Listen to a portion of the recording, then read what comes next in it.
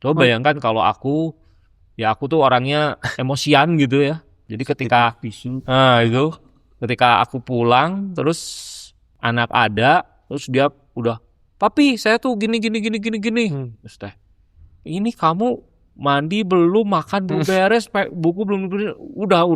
Ngomel. Udah di kepala tuh udah pengen. Kita tuh nggak tahu bagaimana sih jadi ayah yang baik, bagaimana sih jadi ayah yang terlibat, bagaimana sih jadi ayah yang sesuai dengan harapan anak-anak kita. Nah, training ini tuh, di iCan training ini tuh, kita tuh diajarin hal-hal yang praktis, cara-cara yang praktis, bahkan kita akan belajar dari ayah-ayah yang lain. Kita sebagai laki-laki tidak bisa juga menyalahkan ayah kita. Ya. Karena mungkin ayah kita tidak seberuntung kita mendapatkan training ini. Ya kita selalu bilang kita nggak boleh tinggi hati juga ya. Yang saya suka dari gerakan ini adalah base-nya itu dari penelitian gitu. Jadi ada research-nya. Risetnya kenapa gerakan ini disetujui sama pemerintah Singapura. Pertama, kita tahu Singapura negara kecil, sumber dayanya itu apa sih? Ngopi di teras bareng Rian. Ya, selamat datang kembali di Ngopi di Teras bareng Rian. Kali ini kita ngobrol bareng bapak-bapak, para bapak-bapak Bandung ini. Bapak muda. Bapak muda. Jadi kita lagi di Bandung lagi, juga ini tempatnya di BSA, Balai Silih Bumi Silih Asah. Bumi Silih Asah. Bumi apa Balai?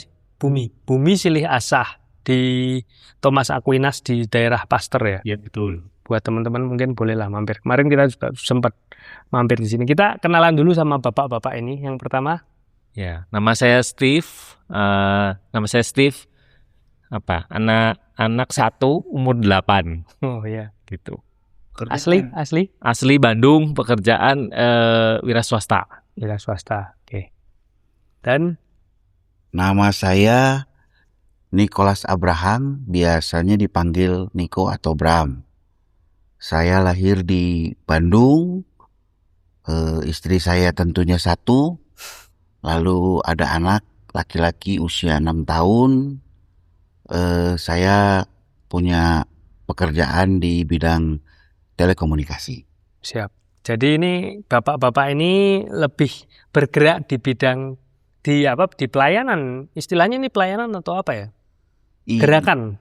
Ini gerakan. Jadi gerakan ya. Ya karena ini tuh gerakannya untuk semua kalangan.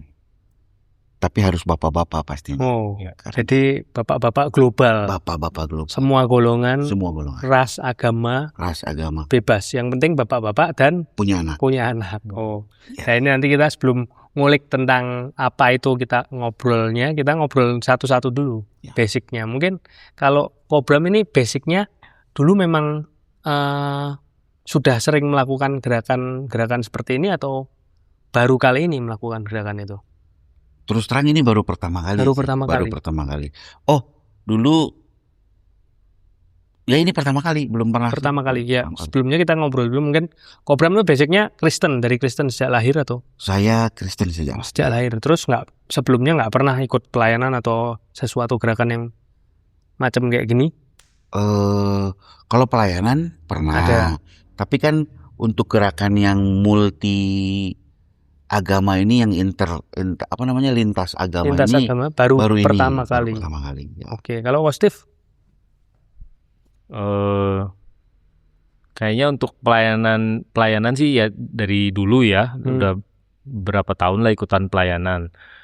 Untuk pelayanan multicultural atau multi agama itu kayaknya dulu pas COVID pernah lah ya, maksudnya jadi panitia untuk vaksinasi. Kan vaksinasi tidak memandang mau suku, agama, ras atau apa gitu ya, silakan aja. Nah itu ya pengalaman yang baik, jadi tertarik untuk bisa dikembangkan untuk fathering gitu istilahnya. Oke, ya. Nanti kita berarti ngomong soal fathering ini sekarang. Jadi gerakannya itu adalah namanya Dads for Life ya. Tuh, Dads for Life. Itu asli dari mana sih sebenarnya gerakan itu? Nanti tolong ditambahin kalau ada yang keliru ya, Pak Steve, Ko Steve. Ini tuh gerakan berasal dari Singapura. Sebetulnya dulu itu bukan langsung Dads for Life, tapi Center of Fathering. Itu tuh dari murni gerakan pemerintah. Karena pemerintah Singapura utamanya memandang betapa perlunya figur seorang ayah yang baik itu dalam membangun bangsa. Karena dari ayah yang baik inilah tercipta generasi-generasi yang baik, sehingga generasi-generasi itu akan melahirkan akan membuat dan mendorong anaknya menjadi pribadi yang bagus dan memberi sumbangsi atau memberikan manfaat untuk banyak orang, untuk kota, untuk keluarga, bahkan untuk negara. Itu. Ini yang mau ditambahkan, Pak? Kita tahu kan bapak itu kan kepala keluarga gitu. Jadi kalau bapaknya ngaco, ya keluarganya kita bisa bayangkan ke arah mana gitu. Nah, pemerintah Singapura itu ngeliat dan ingin bahwa kalau bapaknya benar, bapaknya baik, maka keluarganya pun akan baik. Kalau keluarganya baik, which is berarti istrinya baik, ibunya baik gitu ya, terus anak-anaknya baik, maka si keluarga yang baik itu akan menjadi unsur supaya jadi komunitas yang baik. Dari komunitas dia jadi satu kota yang baik, satu negara yang baik gitu. Jadi pengennya dari unsur yang paling kecil ini nanti akan membangun negara yang baik. Intinya sih ke arah situ. Kok Dads for Life apa Center of Fathering ini kok pertama kali masuk ke Indonesia, gimana ceritanya itu?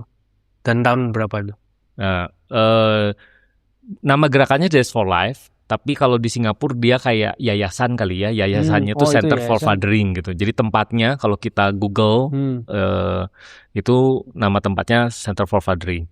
Masuknya itu jadi di Bandung ada sekolah CBCS, Cahaya Bangsa Classical School, yang mencari program parenting untuk orang tua CBCS.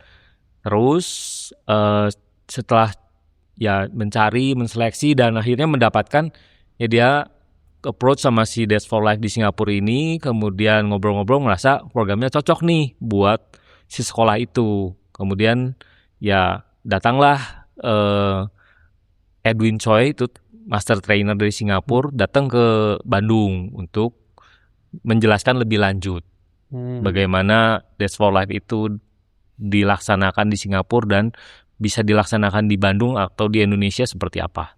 Okay. Jadi kalau mungkin intinya aja ya, intinya program ini tuh apa sih sebenarnya kok? Intinya adalah mengumpulkan para ayah, lalu melalui handbook yang sudah diciptakan oleh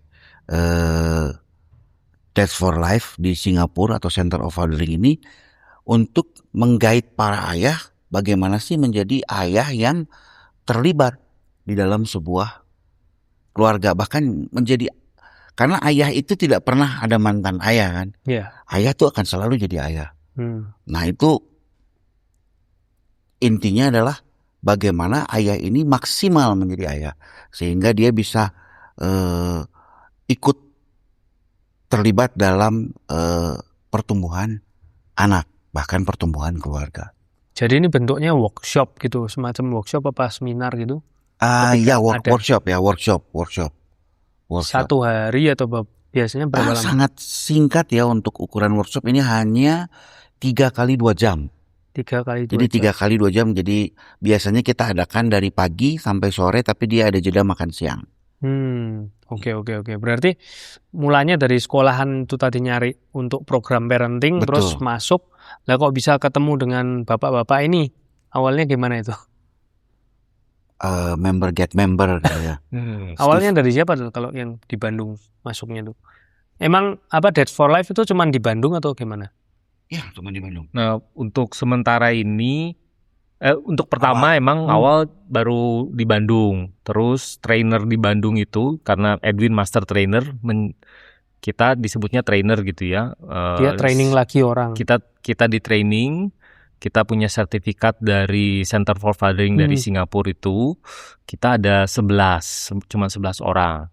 Kemudian tahun depannya Edwin datang lagi, mencetak trainer lagi. Ada 10 atau 11 lagi ya.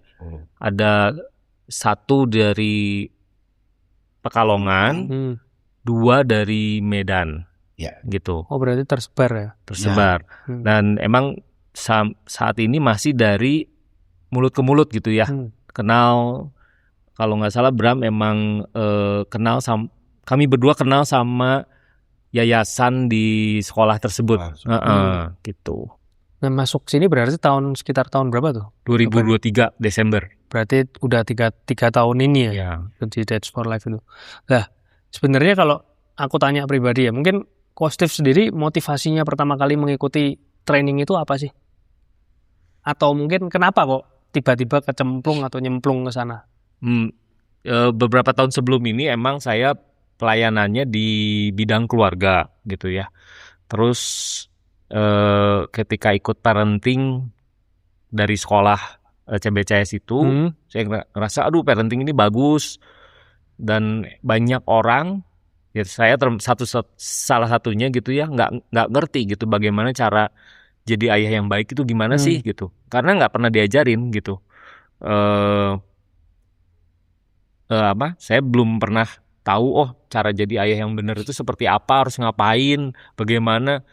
Nah, di Dads for Life ini yang saya suka adalah dia memberikan cara-cara yang praktikal dan sederhana gitu. Jadi nggak ngomongin teori yang jauh-jauh gitu loh. Nggak ngomongin harus baca buku, 1 buku selesai baru bisa praktek. Iya betul. Jadi sangat simple. Dia bikin simple aja karena mungkin programnya diciptakan untuk orang-orang yang aktif di kota besar yang sangat sibuk gitu ya. Singapura kan begitu. Jadi ya udah 3 kali 2 jam atau 6 jam gitu, tergantung situasinya. Yang penting Anda ikut berpartisipasi, Anda bukan cuma dengar tapi Anda juga ngomong gitu. Ketika Anda ngomong itu tuh kelas jadi hidup, dan itu yang paling menyenangkan kalau workshop atau kelas Dads for Life gitu. Namanya kelas I Can. Iya, kelas I Can. Kalau kok Bram, kok pertama kali ikut ini dari mana? Karena sih prinsipnya dan tergerak jadi trainer itu.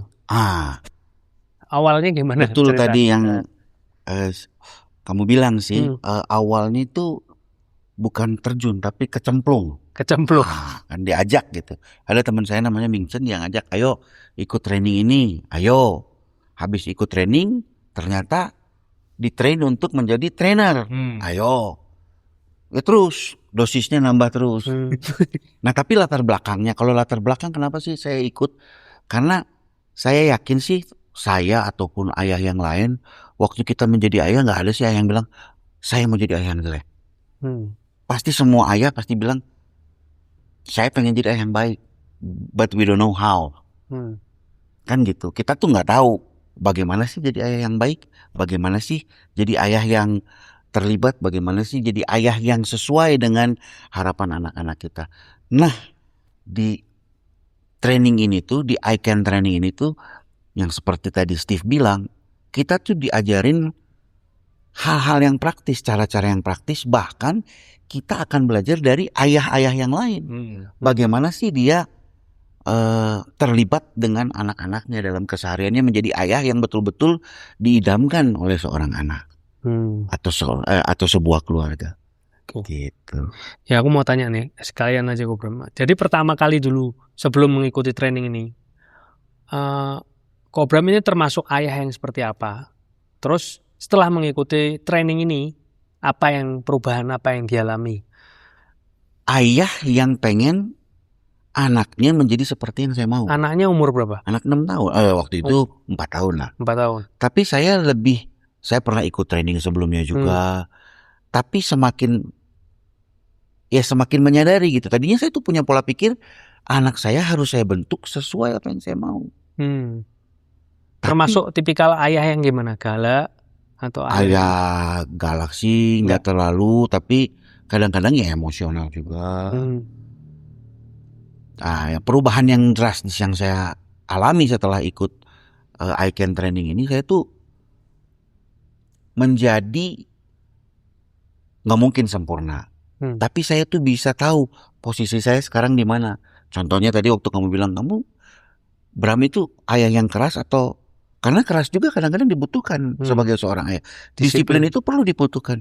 Tapi saya tuh tahu kapan saya sudah terlalu longgar disiplinnya, kapan saya sudah terlalu mengikat. Yang diperlukan itu adalah yang diajarkan di dalam ICAN ini adalah keseimbangan. Bukan diajarkan menjadi ayah yang sempurna. Kalau jadi ayah yang sempurna, aduh bohong banget deh gitu. Karena kita punya kesibukan sendiri. Tapi kita tuh punya alarm. Kita tuh punya reminder. Kalau kita sudah terlalu ke sisi kiri, kita ingat, oh, udah terlalu sisi kiri nih, udah terlalu abai. Kalau kita sudah terlalu ketat, oh, saya juga tahu. Pokoknya menarik deh. Setelah saya ikut ICAN ini memang applicable, terus anak saya juga terlihat makin enjoy juga berhubungan dengan saya, karena saya tidak memaksakan apa yang saya mau, tapi saya membimbing dia untuk menjadi orang yang memang Tuhan ciptakan dia tuh mau jadi apa sih? Sesuai panggilannya. Sesuai panggilannya dia, bukan saya maksain kamu begini.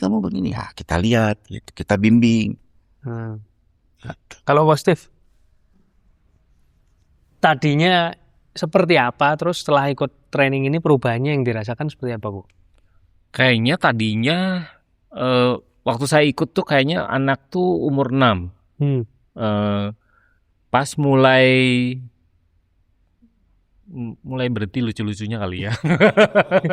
Kan dulu waktu bayi lucu sudah banget mulai punya gitu kan. Sendiri. Sekarang sudah mulai ngebantah, sudah ngomong sering enggak, pokoknya enggak gitu, segala enggak, dan mulai ngeselin. Akhir-akhir ini malah seringnya ngomong why, mempertanyakan gitu. Tapi why-nya bukan nanya, tapi asal why aja pokoknya. Jadi kan kita kayak jengkel lama-lama gitu kan, gitu. Kalau saya problemnya adalah anger gitu. Saya cenderung jadi ayah yang pemarah ketika tadinya terbiasa waktu dia kecil saya ngomong apa dia nurut, sekarang dia mempertanyakan. Jadi kayak wah dibenturin gitu kan, aku ngerasa dibenturin. Nah itu tantanganku saat ini gitu. Bukan perubahannya ya. Kalau perubahannya sih kerasa banget oleh istri saya, malah dia ngelihat bahwa saya emang berusaha mengamalkan apa yang diajarkan di ICAN gitu. Dan dia emang support ketika kita kelas gitu ya. Karena kalau saya bikin kelas bukan berarti saya sempurna. Malah saya tuh bisa banyak belajar dari bapak-bapak yang udah lebih dulu gitu. Kita saling open bagaimana kita pernah jatuh di mana lah istilahnya ya, salah ngomong apa, lakukan tindakan ini lalu akibatnya ini dan sebagainya gitu. Dan saling memberi support. Mungkin cara yang aku dulu mengalami ini, caraku ini mungkin Bapak bisa pakai gitu. Jadi kita di situ merasa sama-sama belajar ya, sama-sama belajar dan mau bertumbuh gitu.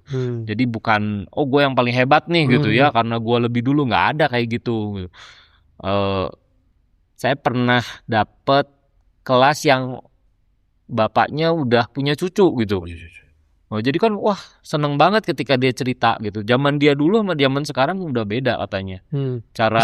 Cara parentingnya juga beda gitu. Pernah juga ada kelas yang bapak itu belum punya anak, jadi belum kebayang sama sekali. Terus ketika ditanya gimana, wah sangat membuka wawasan banget gitu, buat dia sangat memberkati gitu ya. Atau ada juga yang bapak yang single gitu ya, single father, pernah juga dia yang ikut, dan kita melihat betapa dia tuh struggle karena sekaligus sebagai seorang mamah juga ya gitu ya, double peran gitu menghadapi anak-anaknya, dan kita salut nih ada bapak seperti itu. Ya seperti itulah. Jadi kita saling belajar, kita saling support gitu. Jadi belajar. Iya. Jadi trainer juga belajar terus tiap ada workshop, akhirnya juga jadi lembaga pelajaran buat trainer. Itu yang membuat kalian tetap semangat di sana, karena itu ada pelajaran-pelajaran baru pasti di sana. Wow.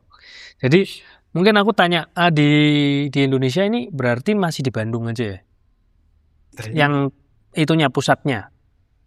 Yang kuatnya gitu Ya, ya. Trainernya mungkin ada sekitar berapa? Berarti ada sekitar 16-17 orang di Bandung. Base-nya di Bandung banyak kan. Cuman kalau untuk mengadakan sendiri itu secara rutin di mana saja? Sudah pernah di mana saja sejak 2023 itu? 2023 di sekolah. Di sekolah. Lalu di Steve pernah di Garut ya? Ya di sekolah juga. Di sekolah sekolah Muslim di Garut ya? Sekolah. Ya. Sekolah Muslim di Garut. Lalu kebanyakan sih di sekolah. Oh, ke sekolah-sekolah. Ke sekolah-sekolah. Memang ini masuknya ke sekolah-sekolah. Ya karena paling tepat itu kita langsung ke sekolahnya. Bukan umurnya, kita bisa pilih kan di sekolah enak. Jadi SD gitu apa? Kelas 4 ke bawah lah. Paling tepat tuh early childhood. Jadi ayahnya yang dead mulai jadi ayah lah gitu. Yang dead kali bukan yang udah terlalu SMP gitu udah beda. Ya, udah beda lagi. Kalau SMP itu udah ada trainingnya, udah beda lagi, ada NTTY itu namanya, nurturing the teen. Oh, jadi beda-beda. Kalau yang Dads for Life ini memang untuk di bawah kelas 4 gitu. Ya, bawah. Dads for Life tuh si nama besarnya. Gerakan besarnya. ICAN itu untuk ICAN nama trainingnya. Semua ayah, tapi bagusnya untuk ayah muda. Efektifnya untuk ayah muda. Betul. Nurturing the teen years untuk ayah remaja anaknya remaja. Terus atasnya lagi ada? Atasnya lagi enggak. Kita cuma ada satu lagi yaitu father child bonding. Jadi ayah dan anak bermain. Untuk efektifnya anak SD lah. Oh, SD. Anak SD. Father child bonding. Jadi ada 3 workshop itu berarti. Ya, 3 workshop. Sebenarnya untuk ayah-ayah kita ini juga kan yang jadi ayah, otomatis kan kita juga ayah-ayah kita belum tentu punya pola asuh yang seperti di Singapura turunkan yang gerakan ini kan. Jadi kan kita tuh kan menyimpan luka batin dan sebagainya itu juga. Nah, untuk mengikuti training ini biasanya apakah ada pengolahan untuk luka batin dan sebagainya dulu itu? Tepat sekali. Kamu belum pernah ikut tapi sepertinya ada cenayang-cenayangnya. Memang ada. Jadi kita eventnya memang salah satu momen atau salah satu bagian penting dari ICAN training itu adalah rekonsiliasi. Oh, ada rekonsiliasi, penyembuhan diri dulu. Terakhir yang terakhir ada seorang ayah yang sampai nangisnya sesenggukan karena memang dia punya luka batin dengan ayah. Tapi kita sebagai laki-laki tidak bisa juga menyalahkan ayah kita. Ya. Karena mungkin ayah kita tidak seberuntung kita mendapatkan training ini. Jadi nggak bisa. Ya kita selalu bilang kita nggak boleh tinggi hati juga ya. Karena memang ya kita beruntung. Ya. Ada gerakan-gerakan yang gini. Semakin sekarang makin aksesnya juga mudah. Kalau yang sudah pernah di daerah mana aja sih? Kalau di Indonesia ini muter-muternya kalau kalian untuk gerakan ini, untuk ICAN mungkin. Kalau yang saya tahu ya di Bandung, di Cimahi, lalu di Padalarang, kan itu Garut. Kalau luar Pekalongan sama Medan udah bikin Medan. juga.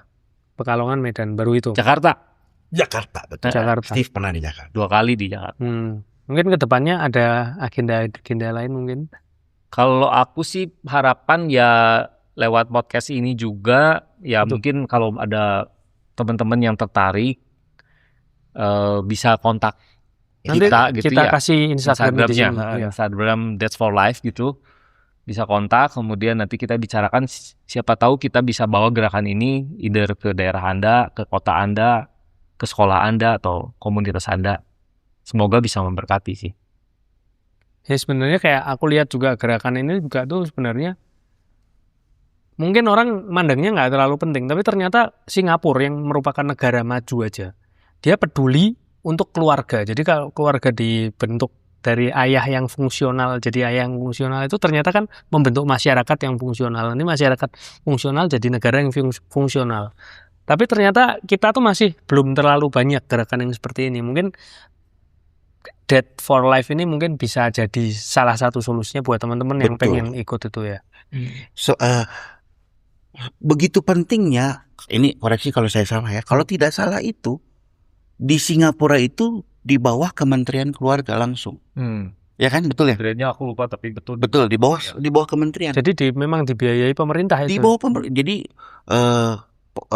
tentara-tentara dilatih ICANN training, lalu polisi, aparatur sipil negara, dan ini tuh sudah menular ke negara tetangganya Singapura, yaitu Malaysia. Oh, Malaysia juga. Kalau di Malaysia itu namanya Bapak Sepanjang Hayat ya kalau nggak salah.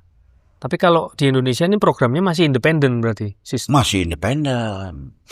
Kita masih independen. Jadi memang ya nggak tahu ya. Siapa tahu mungkin kalau bisa ada pemerintah yang lihat juga. Ya. Tapi ya memang nggak tahu, nggak ngerti sih kita juga. Tapi benar sih kalau kita mulai membentuk negara yang baik itu ya memang dari keluarga. Ya, kalau kita ingat kan pemerintah juga pernah atau sampai sekarang bilang revolusi mental kan. Iya. Nah, itu gimana? Sebetulnya kuncinya ya institusi paling kecil keluarga. Keluarga, ya. Ya yang paling bertanggung jawab di keluarga itu ya papa. Keluarga. Aku nambahin dikit. Jadi yang saya suka dari gerakan ini adalah base-nya itu dari penelitian gitu. Jadi ada research-nya. Risetnya kenapa gerakan ini disetujui sama pemerintah Singapura. Pertama, kita tahu Singapura negara kecil, sumber dayanya itu apa sih? Sumber daya alamnya tidak ada. Sumber daya alam. Tidak ada kan? Ya. Dia yang hebat itu apa? Sumber daya orangnya. SDM. Orang Singapura kemana-mana itu kayak diakui gitu loh. Ya paspornya diakui. Gitu paspornya ya. Kuat. Nah, orangnya bisa dibayar mahal. Singapura kan mahal ya. Nah, pemerintah tuh mau nginvest sama sumber daya manusianya.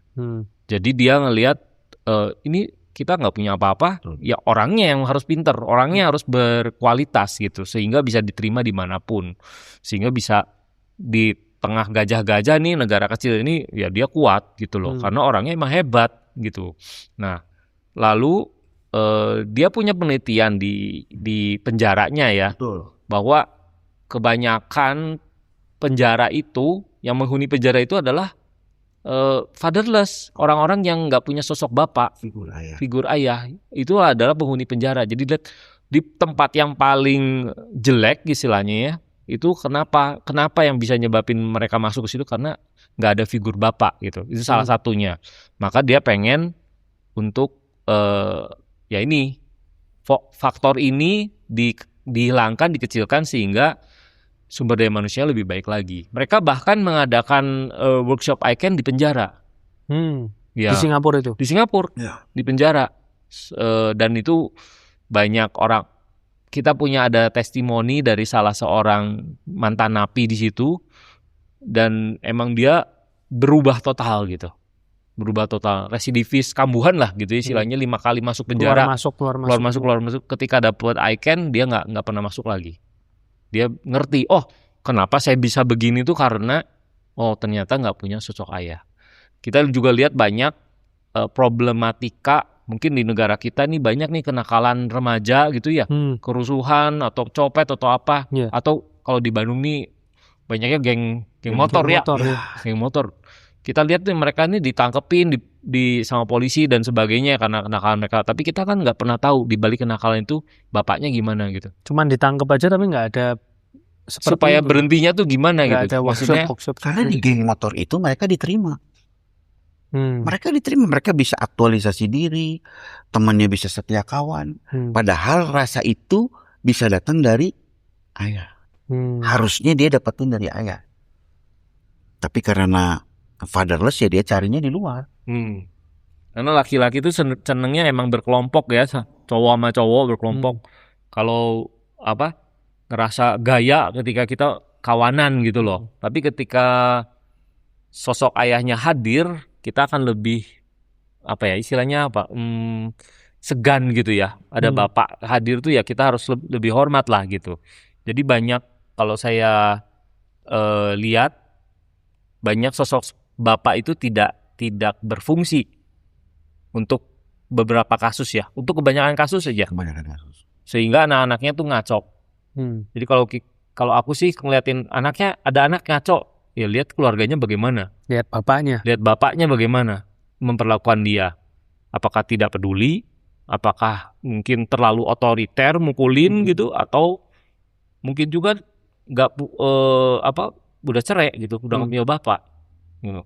Untuk info aja, saya pernah lihat di data BPS ya atau statistik gitu ya, Indonesia itu angka perceraiannya tinggi, 500.000, 400 sampai 500.000 per tahunnya gitu. Paling 2023 paling tinggi di Jawa Barat, Paling tinggi Jawa Barat.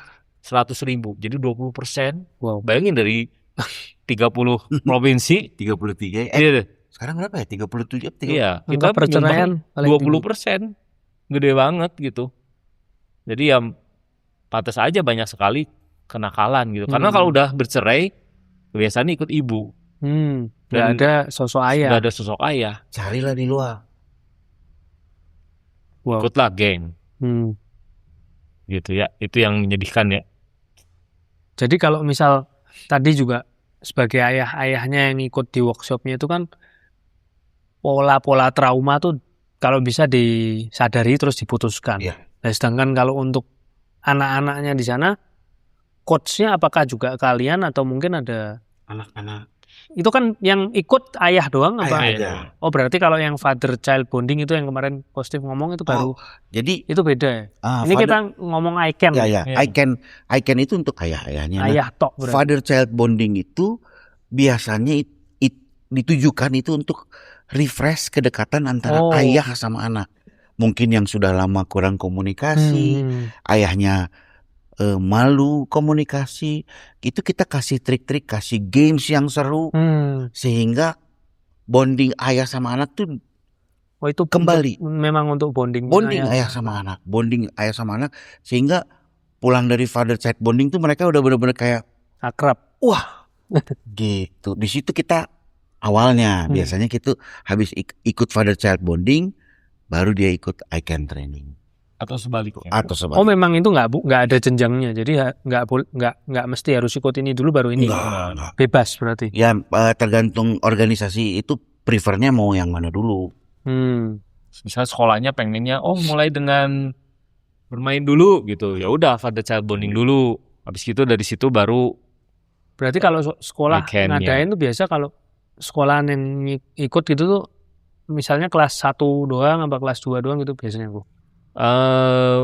Kita biasanya bukannya untuk semua Semua kelas. tapi dapat prioritas. Oh, seminar jadi kayak di aula. Jadi misalkan Enggak. Ini apa? Enggak yang ICAN dulu. ICAN. Oh, ICAN. ICAN biasanya dibuka untuk umum gitu ya. Maksudnya mau kelas Yang mau 1 ikut. sampai kelas 6 boleh ikut semua misalkan gitu. Lalu nanti kan kita tahu anak ayah ini anaknya kelas berapa. Kalau anaknya udah gede, kita prioritaskan. Gitu. Karena kan ntar lagi anaknya udah lewat, udah masuk remaja, udah beda lagi penanganannya. Gitu. Mendingan kita sebisa mungkin si ayah itu bisa meninggalkan kesan yang baik ketika anak masih kecil gitu loh. Gitu. Jadi ditawarkan ke sekolah buat yang mau ikut gitu biasanya. Iya, Enggak betul. semua langsung kayak ada enggak. kelas gitu model kelas. Oh, jadi keharusan gitu. Nah. Oh, enggak.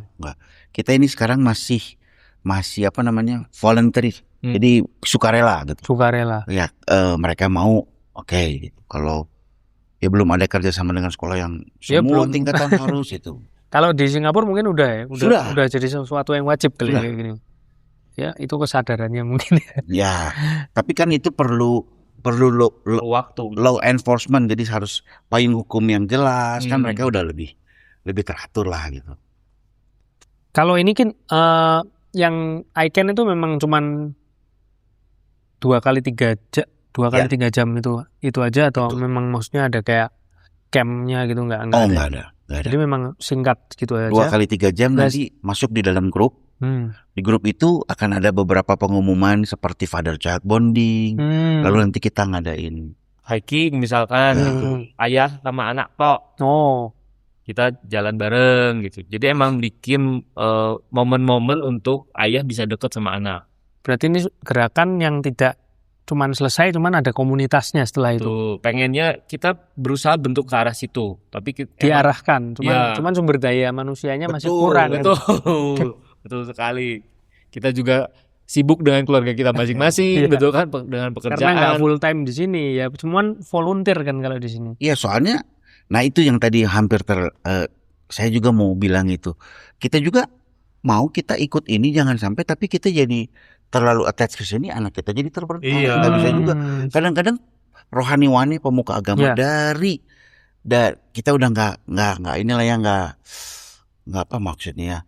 Udah nggak langka apa kita sering mendengar papanya rohaniwan atau pemuka agama tapi anaknya tapi keluarganya nggak dekat, kacau. Iya. Kan sedih ya. Sedih. Gitu. Jadi kita tuh pengen makanya kita bilang semua kalangan harus tahu ini. Semua kalangan karena tidak ada, kita sih percayanya nggak ada agama manapun yang menentang bahwa ayah itu harus dekat sama anak. Betul. Ya itulah, ya memang kalau di kitab suci juga kan mulai pelayanan dari yang kecil ke meluas. Cuman kadang-kala kita lupa jadi terlalu banyak melayani di luar tapi di keluarga sendiri nggak di. Fokus kita adalah anak Keluarga kita dan kecil. istri kita titipan Tuhan. Nah, sedangkan kalau yang father child bonding itu biasa berapa lama, Bu? Eventnya? Kalau father child bonding cuma 3 jam doang. Oh, separohnya berarti. Iya. Tapi kan yang 6 jam. Oh iya benar. Ada yang 6 jam, ada yang 3 jam. Tapi kita biasanya pakai yang 3 jam. Gitu. Yang camping. Ada yang camping, betul. Ada yang camping jadi nginep. Ada yang apa bentuknya di campingin gitu loh. Jadi lebih intens. Tapi kita belum pernah nyobain sampai sekarang. Itu kalau anaknya misal lebih dari satu, berarti Dan dia. Ya, dalam satu momen, satu acara ya cuma Satu boleh anak. satu anak. Oh jadi itu modulnya memang one on one. Iya, one on one. Satu ayah, satu anak. Kayak dating aja gitu. Jadi nggak yang langsung anaknya 3 ikut semua. Nggak bisa. Jadi nggak bisa. momongan. Nggak dapet. Biasanya kalau kayak gitu, biasanya kalau ayahnya dengan 2 anak gitu, dia ambil karena anak pertama dulu gitu kan. Nanti anak keduanya kan di rumah, aku juga mau dong ikutan seperti Nanti ya, kakakku gitu kan. berikutnya. Ya nanti ya berikutnya kamu yang ikut kayak gitu. Kalau ini programnya tuh memang diadakannya tuh per apa, Bu? Rutin maksudnya dalam 1 tahun harus mesti berapa kali atau gimana? Atau tergantung request atau gimana? Yang rutin mungkin di sekolah CBCS udah rutin. Tiap tahun pasti ada. Mungkin kalau sekarang kayak 2 kali dah dalam setahun tuh pasti ada di CBCS. Setahun 2 kali. Ya, setahun 2 kali. Di tempat yang lain masih by request ya gitu ya. Tapi intinya sih setahun kita bisa train 2-3 kali ya. Bisa lebih. Bisa lebih ya. Berarti kalau yang orang itu yang sekolahan tuh kalau orang luar mau cobain boleh nggak sih? Boleh. Maksudnya orang luar. Maksudnya yang lihat ini kan juga mungkin dari Bandung tapi tahu dari podcast ini mungkin pengen cobain boleh. Nanti Bisa setiap daftar. training pun setiap ada training biasanya di-upload sih di Instagram, Instagram. diinfoin pokoknya. Tapi memang ya yang rutin di sekolah itu baru. Betul. Oke. Terus kalau langkah nyatanya dari Kostif dan Kobram ini untuk parenting sendiri sama anak-anak, untuk anak-anaknya kalian itu lah. Gini. Langkah nyatanya yang sudah dilakukan Salah sekarang. satunya ya, Ya, salah satunya nanti mungkin Steve yang lain. Kalau ICAN itu kan 4. Ya. Involvement, konsistensi, awareness sama nurturance. Ya. Involve nih, ini yang paling susah buat saya. Involve di saat kita pulang kerja lagi capek-capeknya. Terus anak mau minta main atau mau minta temenin bikin PR atau minta pergi kemana, ya kita harus kasih lah. Involve Harus terlibat. Keterlibatan. Gimana? Kadang-kadang ada temen yang dalam masalah ditelepon, bro, lo ada di rumah? Ada, gue ada masalah. Cus kita pergi. Tapi buat anak kita bilang, papa sibuk capek, kamu tahu nggak saya capek. Kita yang harus setel. Nggak sempurna balik lagi. Tapi saya tahu kapan saya harus balik. Kapan saya harus, ini saya udah terlalu ignore nih ke anak. Nah, tapi itu baru satu kan, itu ada ICAN waktu itu. Makanya saya sama Steve tadinya nggak saling kenal, 2023 kenal, sekarang hampir setiap bulan minimal sebulan sekali kita ketemuan. Terus kalau konsistensi itu gimana? Nah, ini masalahku nih. Tiap orang beda-beda masalahnya. Ya tapi kalau konsistensi itu bagaimana jadi ayah yang konsisten supaya si anak merasa aman. Tujuannya lebih ke aman gitu. Kalau ini papa pulang, anak kira-kira bisa tahu nih papahnya lagi happy atau enggak dari suara langkahnya aja gitu loh. Sehingga dia bisa menyapa, ada perjumpaan itu tuh dia nggak takut gitu. Coba bayangkan kalau aku tuh orangnya emosian gitu ya, emosian terus kadar batas sabarku rendah gitu. Jadi ketika aku pulang terus anak ada, terus dia udah, papi saya tuh gini. Terus teh, ini kamu mandi belum, makan belum beres, buku belum, udah di kepala tuh udah pengen ngomongnya tuh, kamu ya beresin dulu buku kamu, pekerjaan kamu, dari abis gitu baru kamu cerita gitu. Nah itu juga karena emang saya punya batas emosi yang kurang baik lah. Luka-luka di masa lalunya juga emang belum beres, sehingga atau sudah beres tapi emang jadinya begini gitu. Settingannya udah begini, jadi susah gitu ya. Nah itu saya menyadari kelemahan saya tuh di situ gitu. Jadi belajar untuk kalau aku balik tuh bagaimana caranya gitu. Dan dulu kita diajarinnya dimintanya dengan cepat banget ya baliknya ya. Yang saya inget tuh memperlambat nafas gitu loh. Jadi udah kita tarik nafas panjang-panjang 4 kali, tahan 4 detik gitu, terus tahan 2 detik, terus hembuskan 6 detik gitu. Itu akan membuat si darah kita juga mengalir lebih lambat, terus yang ke otak jadi turun gitu loh, si marah kita itu gitu. Itu cara yang buat saya tuh ngerasa efektif banget gitu ya. Kan daripada aku harus sebelum melukai. Iya, sebelum melukai. Dari mulut bahaya banget gitu. Begitu. Konsistensi. Kalau awareness gimana? Itu tadi kan contoh-contoh yang masih berjuang. Obram dan Kostim masih berjuang. Kalau awareness ini mungkin sudah lumayan. Enggak juga. Apalagi papa. Udah menikah juga kan? Sudah menikah. Anaknya seumuran. Kalau bayar pajak biasanya rutin. Tanggal berapa? Di bawah tanggal 10 ya kayaknya sekarang. Di bawah tanggal 10 ya. Apa April atau Maret? Enggak, tiap bulan nih. Tiap bulan ya kan? Tiap bulan. Ya.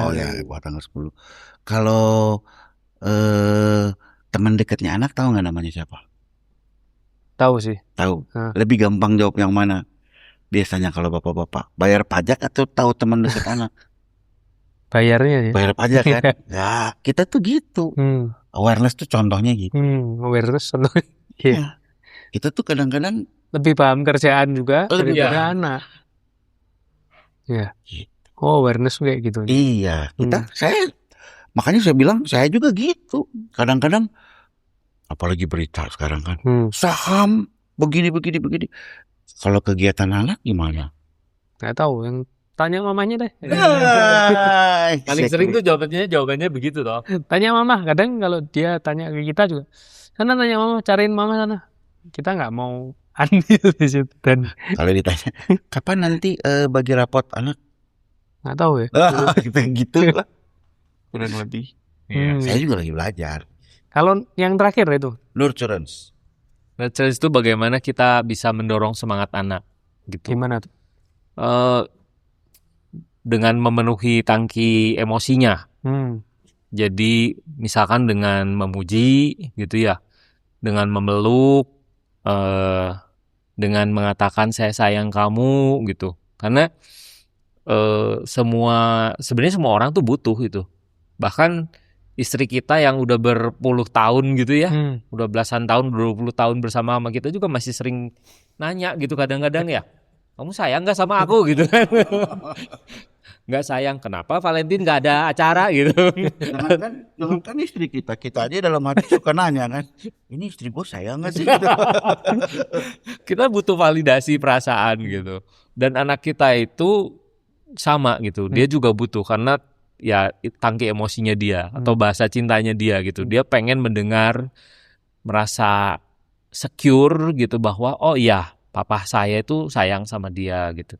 Karena ya sebenarnya kalau natural banget karena dari kecil dari bayi itu kita udah ngomong, aduh kamu tuh cantik banget, kamu tuh cakep banget gitu ya.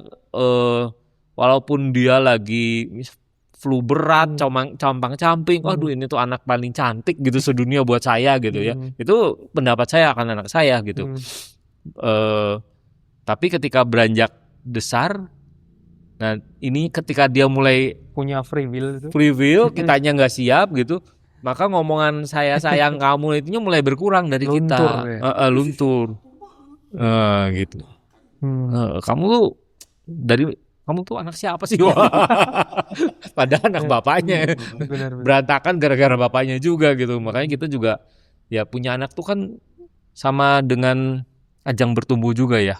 Kita ngeliatin banget anak kita itu kan jiplakan dari kita orang tuanya. Pola asuhnya dia, dan dia benar-benar ngikuti apa yang kita lakukan gitu. Kalau kita sebagai bapak kita punya kasih sayang gitu, compassion sama orang lain, dia juga akan lebih compassion sama orang lain. Tapi kalau kita udah yang itu mah kayaknya tukang nipu, udah jangan ditemuin lah, dia juga akan ngerasa oh iya betul tuh tukang nipu nih gitu. Papi bener gitu kan, ketika kita ketika kecil kan dia ngerasa kita itu role model gitu. Betul. Role modelnya dia gitu. Wah, ini orang yang paling bisa diandalkan gitu ya. Superhero-nya dia. Kayaknya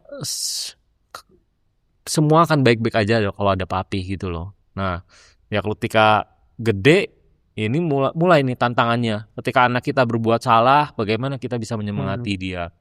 Ketika dia lagi down, bagaimana kita bisa menyemangati dia? Ketika misalkan nilai rapotnya jelek gitu ya, ulangannya jelek, kita bisa nggak muji dia? Bukannya, kamu tambah bikin down. Kamu kenapa nggak belajar nih? Kamu kan harusnya bisa. Itu kan nuntut gitu kan. Gimana kita bisa naikin itu nurturance? Kita belajar cara-cara yang menurut saya bagus banget ya itu ya. Bisa memuji anak ketika dia lagi down. Itu bener. Dan saya sih ngerasa dengan belajar gitu ya kita jadi lebih baik ya. Kita juga bisa praktekin sama orang-orang lain gitu, bukan cuma sama anak aja, sama karyawan, sama rekan kerja, sama orang tua gitu. Kita bisa muji dengan cara yang berusaha melihat kebaikannya atau poin yang bisa dipujinya tuh apa gitu. Itu tuh luar biasa lah. Mantap. Saya nambahin sedikit, ketika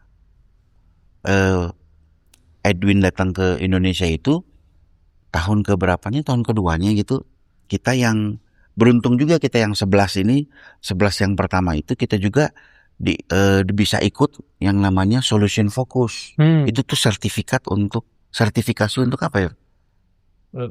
Coaching. Ini tuh dari Amerika ya. Kita dapat sertifikat. Jadi dan itu bisa nge-coach berbayar itu. Kita ikut trainingnya berbayar, agak mahal itu. Bayarnya itu yang terakhir tuh $2,000 ya. Harganya $2,000. Kita beruntung bisa ikut, dan itu tuh memang banyak prinsip-prinsip Solution Focus juga yang dimasukin ke dalam I can. Jadi kalau kita ikut, adem aja pokoknya. Yang tadi Steve bilang lah, kita tuh bukan magnifying the flow atau salahnya kita, tapi kita cari solusinya sama anak kita sendiri. Luar biasa. I can. Ya, nanti bisa disimak di Instagramnya, nanti kita cantumkan. Yes. Terus kalau ini terakhir mungkin ya, momen-momen itu kan kalau sebagai fasilitator atau trainer juga kan, itu kan katanya tadi juga ikut ini juga bertumbuh. Ada nggak Kobram dulu nih, ada momen-momen hangat nggak sih bersama dengan peserta yang membuat Kobram sendiri nggak lupa? Mungkin bisa di ICAN atau father and child bonding dengan peserta lain. Iya, tapi yang dialami Kobram sendiri mungkin. Momen hangat. Ya, jadi aku misal nggak nyangka ternyata ikut ini aku yang kena gitu loh. Pasti ada kan kayak. Oh iya, ada. Yang paling berkesan mungkin. Yang paling berkesan itu kalau nggak salah sih dengan dengan Steve. Bukan kalau nggak salah ya dengan Steve. Ada waktu kita pulang Aiken itu, anaknya dia di rumah sakit. Benar. Anaknya di Masih rumah sakit dirawat. Kita pulang bareng. Ya apa ya? Sebagai papa ya ngelihat anak diinfus kayak begitu, terus ikut pas momennya, pas lagi momen Aiken, ya meleleh lah kita. Iya. Dari betul-betul heartwarmingnya, aduh, ya hebat lah dia gitu, bisa Steve ya, bisa ikut, tapi dalam bapak siapa sih yang kuat lihat Ya anaknya sakit, itulah nggak tega lah, itu sakit hatinya itu juga. kan berarti kan dia apa tuh Involve. bisa semua ya, bisa semua kan lah. Involve. Kadang-kadang ada papa kan yang ya, tapi kita nggak bisa bilang juga itu jelek atau nggak jelek, itu jelek lah gitu. Ada juga yang nggak bisa karena memang mungkin kerjaannya menuntut dia, ya kita harus gimana gitu, teknik-tekniknya untuk tetap involve kan. Itulah nanti kita dapetin dari pengalaman ayah-ayah yang lain. Sharing-sharingnya. Kamu harus cerita soal kamu, bukan cerita saya. Kan yang dia dapat katanya, yang dapat. Buat Kobram sendiri. Oh, yang gue dapat. Iya. Dengan Matteo maksudnya berarti. Iya. Atau ya dengan kelompok, bukan. Coba lu dulu dah. Gua kagak ngerti. Ya, kalau kena sih ya, sama anak sendiri juga. Karena saya kan ketika jadi trainer, kita juga harus mengikuti si workshop itu. Jadi ketika Aiken merasa, ya istilahnya merasa dibukakan gitu kan, dibukakan. Oh ini ya jadi ayah teh. Kemudian ketika ikut father child bonding bersama anakku, yang ngerasa kayaknya baru pertama kali itu ya kita bisa dalam berdua, karena biasanya kan ada istri kan gitu, jadi mah bisa berdua gitu, momennya spesial gitu. Jadi kalau anak saya juga kalau ditanya saat kapan yang paling menyenangkan bersama papi, dia bilang ketika FCB katanya. Dia senang banget gitu sampai teringat-ingat gitu. Itu lalu ketika saya sama Bram pergi ke training di Hong Kong gitu, ada momen di mana kita belajar nurturance gitu, khusus gitu sebagai trainer, karena yang dikumpulin trainer. Terus saya meleleh ketika seorang trainer dari Thailand gitu, dia bilang dia itu kan pertanyaan simple, apa yang sudah berhasil Anda lakukan sebagai seorang ayah? Dia bilang dia sudah berhasil bernyanyi buat anaknya gitu. Nah itu tuh saya ngerinding gitu ya, sampai sekarang nih masih ngerinding nih. Terus saya nangis gitu, saya terharu gitu, karena seumur umur saya nggak pernah kepikiran buat nyanyi buat anak saya. Maksudnya tuh itu momen apa? Kok kayak ya kayak terlalu sentimental atau gimana ya? Tapi saya ngerasa wah, kalau saya bisa ngelakuin itu berarti saya punya hati bapaknya gitu loh. Itu yang saya tersentuh di situ sama gitu. Kalau kamu? Jadi ngerti sekarang. Kalau saya, anak saya itu kan lincah, tipenya laki yang cowok banget lah, yang aktif, yang apa namanya, maunya didengar. Nah, yang paling sulit itu ketika kita ngedenger, misalnya nih kita bilang atau mamanya bilang lah gitu. Dia minta sesuatu, dia bilang saya mau coklat. Terus mamanya bilang nggak boleh. Terus dia marah gitu apa. Awalnya dulu saya langsung kalau dia marah ya saya tambah marah tuh. Kamu dengar tegas, tidak boleh begini. Tapi saya coba cara lain. Caranya ya saya dengerin dulu. Kenapa sih? Dia ngomong. Tapi saya juga punya strategi gimana caranya. Ya boleh. Tapi ya nanti. Tapi nggak usah. Berhasil juga walaupun saya waktunya lebih lama untuk menjelaskan, tapi kita nggak konfront dia gitu, nggak langsung tidak, tanpa mendengarkan dia tuh lagi apa sih. Ternyata dia karena di sekolahnya temennya makan coklat pulang sekolah, dia jadi pengen di rumah gitu. Ya jadi kita juga harus jangan langsung tutup gitu kan. Iya. Kenapa sih gitu? Ada sebabnya gitu. Dengerin dulu. Ya kita sebagai laki-laki mungkin kurang mendengar sih ya. Kayak sama istri aja kadang-kadang disuruh ini nanti ngelakuinnya kurang, ada yang kurang gitu. Jadi denger untuk kamu juga gitu ya? Iyalah. Kirain saya doang. Kayaknya ya mayoritas, aku nggak bilang semua sih, cuman mayoritas Iya sih. susah kalau Mendengarkan kan? Mendengarkan itu paling susah. Bahkan mungkin Coach Steve juga ngerti lah. Di Choice itu mendengarkan susah. Nurturance itu bagian dari nurturance kalau Iya. di sekolah. Oke. Itu aja mungkin. Thank you banget waktunya buat ngobrol-ngobrol. Mungkin ada pesan-pesan buat dari Coach Steve Bram untuk teman-teman yang pengen ikutan atau pengen kepo dulu, bisa kemana? Pantengin terus aja Instagram That's for Life Indonesia. Di situ ada beberapa contoh kegiatan yang pernah kita lakuin. Terus pantengin juga nanti ada dalam waktu dekat ada hiking training juga kalau nggak salah di CBCS tanggal 20. Oh nantilah tepatnya di situ. Terus ada juga FCB nanti. Pantengin terus. Dan untuk ayah-ayah, ayo kita maju, kita jadi ayah yang nggak ideal sih, tapi ayah yang on the track sehingga anak-anak kita menjadi anak-anak yang bisa berguna buat bangsa dan negara. Ya saya harap lewat gerakan ini bisa menyentuh ayah-ayah gitu ya, supaya kita emang pengen punya generasi yang lebih baik, Indonesia yang lebih baik. Terus buat Anda yang ngerasa bukan ayah yang baik gitu, dan bahkan itu malah menghalangi Anda untuk ikut program ini gitu. Jangan sampai itu menghalangi Anda untuk ikut program ini, karena saya percaya tidak ada ayah yang jelek, tidak ada ayah yang jahat. Cuma ada ayah yang pernah salah keputusan, salah jalan. Dan semua itu kita bisa perbaiki bersama. Kalau Anda mau, silakan ikut. Oke. Nanti bisa dicek di Instagramnya di sini ya. Oke, thank you banget Coach Steve, Coach Bram buat waktunya. Terima kasih sudah diundang. Thank you banget. Jangan lupa di like, subscribe, juga komen-komen video ini, apalagi kalau kamu kenal dengan bapak-bapak ini. Gitu aja. Thank you. Tuhan memberkati.